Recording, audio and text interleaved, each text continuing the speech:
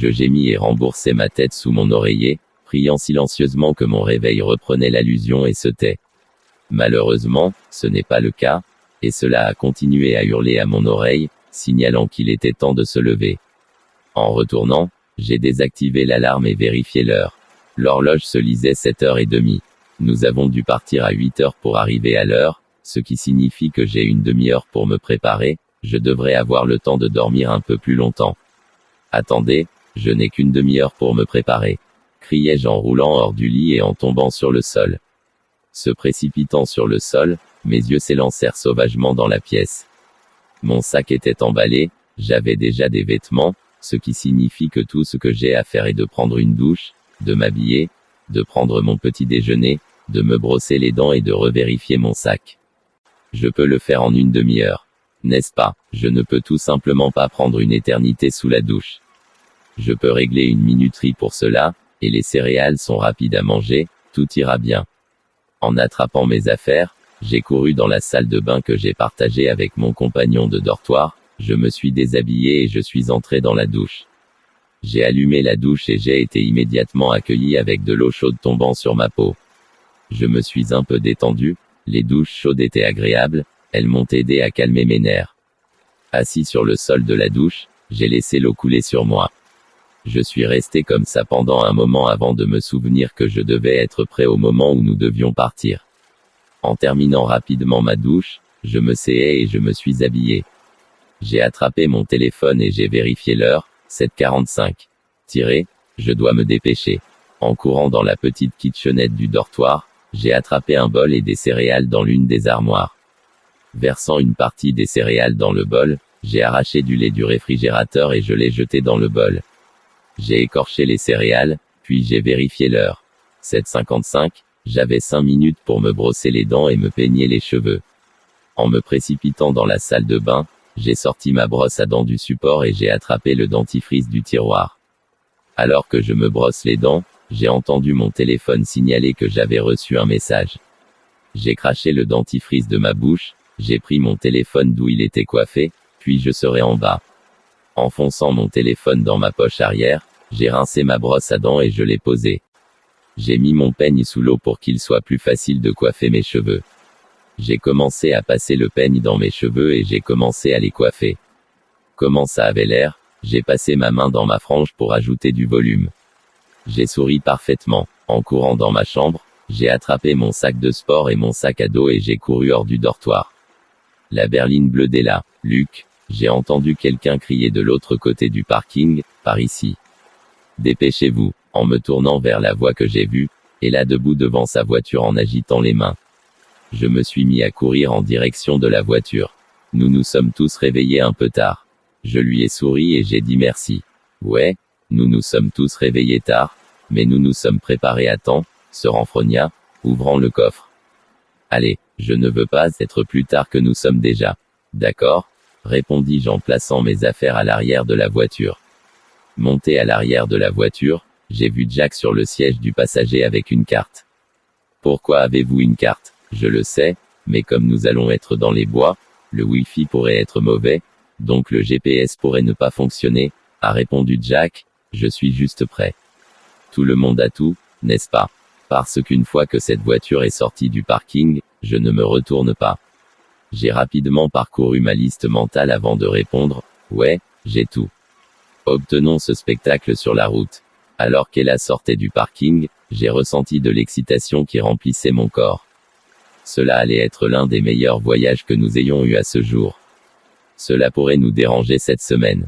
Cela allait être génial. Et là, pouvez-vous s'il vous plaît allumer la radio? Demanda Anna. Ella soupira, bien sûr, mais je peux choisir la musique. Ce n'est pas juste, musique. C'est parce que c'est ma voiture, renifla Ella. De plus, c'est moi qui conduis, vous êtes juste assis à l'arrière et je suis aussi celle qui paye le gaz. Tu es censé être à mes côtés. Désolé, je me suis excusé, mais Ella a fait valoir 3 bons points et je n'ai pas entendu de bonnes raisons de vous bouder. Ella a juste ri et a mis un CD. Bientôt, l'icône pour la location a explosé des haut-parleurs pendant qu'Ella chantait. Allez les gars, Ella a crié sur la musique, chantez avec moi. Mais je ne connais pas les mots, lui a dit Jack. Tu n'en as pas besoin. Chante. Ella a répondu. D'accord, dit Jack avec un haussement d'épaule. Jack s'est joint au chant, mais si je suis honnête, c'était plus de lui trébuchant sur ses mots et criant. Anna s'est jointe peu de temps après, décidant qu'elle avait fini de bouder. Contrairement à Jack, Anna connaissait certains des mots, donc son chant n'était pas aussi mauvais, mais elle était assez pitchy. Allez Luc, Ella m'a crié dessus tout le bruit, rejoignez-nous. Vous êtes le seul à ne pas chanter. J'ai ri, mais j'aime écouter ton beau chant. Rejoignez-nous ou nous vous expulsons de la voiture. Anna a déclaré. D'accord, je vais me joindre. J'ai crié, quelle chanson est-ce? Paul et Maën. Ella a déclaré, tu connais celui-ci. Maintenant chante. J'ai soupiré, d'accord, je vais chanter. Prenant une profonde inspiration, j'ai commencé à chanter avec mes amis. Au milieu de la chanson, j'avais l'impression que mes cordes vocales étaient mortes, mais j'ai continué à chanter. Je suis sûr que tout le monde dans les voitures autour de nous pouvait nous entendre crier comme des banshees. Au moment où le CD était terminé, je pouvais à peine parler et j'étais aussi légèrement sourd. Est-ce que quelqu'un a de l'eau? J'ai rappé. Jack hocha la tête, ouais. Attrapant une bouteille d'eau de son sac à dos, il se retourna et me la renvoya. J'ai pris un long verre et j'ai souri en sentant le liquide couler dans ma gorge. Immédiatement, je me sentais mieux. Merci, ai-je dit à Jack. Pas de problème, répondit-il. Quelqu'un d'autre a besoin d'eau. Oui, s'il vous plaît, dit Anna. Ma voix se sent morte. Jack rit et renvoya une autre bouteille, la mienne aussi, et là tu en veux. Bien sûr, je n'ai rien bu depuis la nuit dernière. Quoi? Cria Jack. Quoi? Demanda-t-elle confus. Je ne voulais pas m'arrêter pour une pause dans la salle de bain 1 heure après le début du trajet. Mais tu dois boire de l'eau. Jack a crié, votre corps en a besoin. Et la roula des yeux, quelques heures sans que ça ne me tue pas. Ça pourrait, il a soutenu, vous devez prendre soin de vous. Oh mon Dieu, marmonna-t-elle, tu es une telle maman. Je ne le suis pas. Jack a protesté, je m'assure juste que tu t'occupes de toi. Ouais, répondit Ella avec un sourire suffisant, c'est ce que font les mamans, ce qui fait de toi une maman. Je ne suis pas une maman. Il a crié, tu es juste immature. Tout ce qui vous aide à dormir la nuit, Harry est là. Mais Annie, souffla Jack. Soudain, Anna éclata de rire, vous êtes idiots tous les deux. Ella s'approcha d'Anna et cria, nous ne le sommes pas. Ella, des yeux sur la route. Des yeux sur la route. J'ai crié. Ella tourna la tête en direction de la route et nous a jetés dans la voie de droite. Qu'est-ce que c'est que ça? Point d'interrogation guillemets double. Jack a crié, tu dois faire attention en conduisant. Je le sais. Ella a crié en retour, je n'avais pas réalisé que nous dérivions. Tu n'aurais pas dû quitter la route des yeux. Jack a soutenu. Tous les deux, tais-toi. J'ai crié, Ella drive. Jack arrête de lui dire quoi faire. Ella et Jack fermaient immédiatement la bouche. Nous avons roulé en silence pendant un certain temps après que la seule chose qui faisait du bruit était la radio. Nous avions conduit environ 3 heures avant que l'inévitable ne se produise. Pouvons-nous arrêter? Anna a demandé, je dois utiliser la salle de bain. Nous nous arrêterons à la prochaine sortie, lui dit Ella, ça ne devrait pas être trop long. Je ne suis pas sûr de pouvoir le retenir, gémit Anna. Si vous faites pipi dans ma voiture, je vous laisse sur le bord de la route, a déclaré Ella, vous feriez mieux de le tenir. J'ai souri, nous savions tous qu'Ella ne plaisantait pas avec cette voiture, c'est son bébé.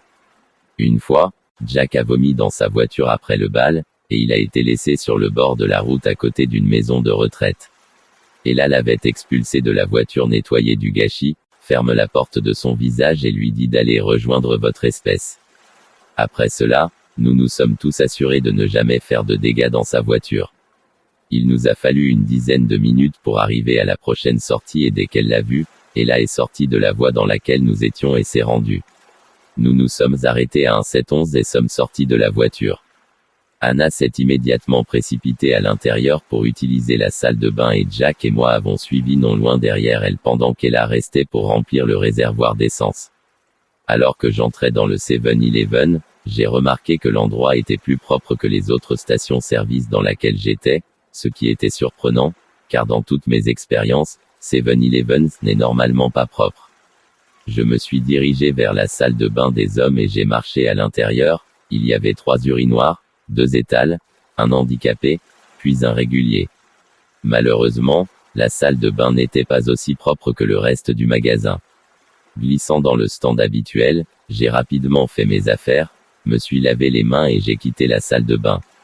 Jetant un coup d'œil par la fenêtre du magasin, j'ai remarqué que la voiture d'Ella était dans une place de parking. Je me promenais dans le magasin jusqu'à ce que Jack et Anna sortent de la salle de bain. Nous sommes prêts à partir, demanda Anna. J'ai secoué la tête. Non, je suis presque sûr qu'Ella utilise la salle de bain, sa voiture est dans une place de parking. Et tu avais raison, dit une voix derrière moi. En me retournant, j'ai vu Ella debout là. Vous êtes prêts à partir? Demanda-t-elle. Tout le monde hocha la tête. Génial, a applaudi Ella. Allons-y. Nous sommes sortis du bâtiment et sommes retournés à la voiture d'Ella. Tu veux que l'un de nous conduise pendant un moment? Jack a demandé à Ella. Ella secoua la tête. Non, j'ai compris. Si vous le dites, marmonna Jack. Nous nous sommes tous entassés dans la voiture en nous tenant au même endroit que plus tôt. Alors qu'Ella allumait la voiture, j'ai remarqué quelle heure il était. Les gars, il est 11 heures. Comme nous sommes arrêtés en ce moment, pensez-vous que nous devrions prendre un déjeuner tôt? J'ai demandé. Cela semble être une bonne idée, a déclaré Ella. Qu'en pensez-vous? Je suis d'accord avec ça, sonna Anna. Moi aussi, acquiesça Jack. D'accord, où voulons-nous manger? Ella a demandé. Le panneau indiquait qu'ils avaient McDonald's, Chick-fil-A et Wendy. Chick-fil-A. Anna et Jack ont crié en même temps. Ella s'est tournée vers moi. Et toi? Chick-fil-A, dis-je. Chick-fil-A, c'est le cas, a déclaré Ella en sortant du parking. Il nous a fallu 5 minutes pour retrouver le Chick-fil-A et encore 5 minutes pour traverser le drive-thru. Au moment où nous sommes revenus sur l'autoroute, il était 11h40. Plus que 4 heures avant d'arriver à la cabine. Yay,